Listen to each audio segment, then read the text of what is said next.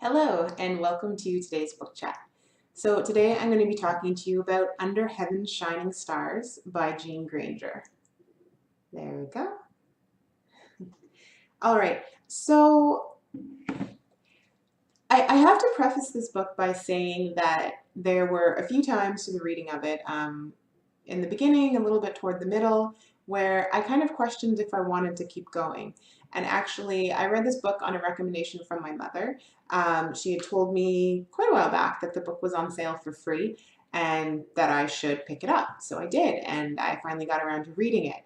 So after I was, maybe 40, 50 pages in, I wrote her and asked her, did she like the book or actually did she love it? And I wasn't feeling that into it, and should I continue? And she said, it wasn't her favorite of Jean Grainger's, but she really loved the author and thought I should keep going. So I did, because I'm a good daughter who listens to the advice of her mother most of the time.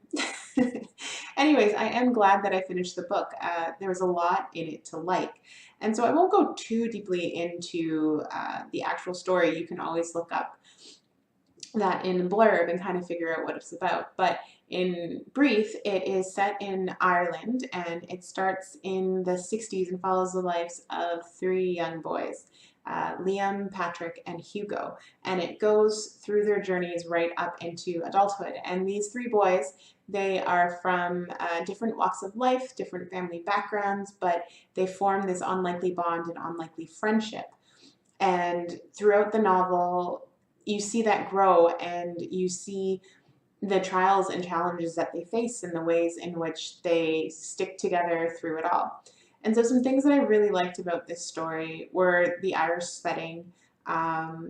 It deals a lot with Catholicism, as you can imagine, at that point in Ireland, and some of the struggles of accepting people for who they are and then having that sometimes conflict with your faith. And actually, without giving too much away, one of the characters decides to become a priest, and so he especially has to really fight to figure out what comes first, love or faith, and how can we meld that together. And so I really enjoyed those aspects of the story. Some of the things that I didn't like as much, and maybe even that had me questioning toward the middle whether I was going to keep on, are things that might not bother you. I'm a novelist myself, and so I've studied the craft of writing quite a bit, and there were several things that Grainger did in this novel that, it's kind of, as novelists, you're told to stay away from. And so, as I said, it really stood out to me. Basically, the biggest thing was popping around in different characters' viewpoints or head without having any kind of real indication that your viewpoint was suddenly changing. Sometimes it could even be paragraph to paragraph. Although the first, I don't know, probably at least third of the book was all from one character's viewpoint, and then suddenly that changed. So for me, I found that very disjointing, I guess would be the word. But perhaps you wouldn't notice it, or perhaps it wouldn't bother you. And outside of that, there was a little bit of issues with pacing, a little bit of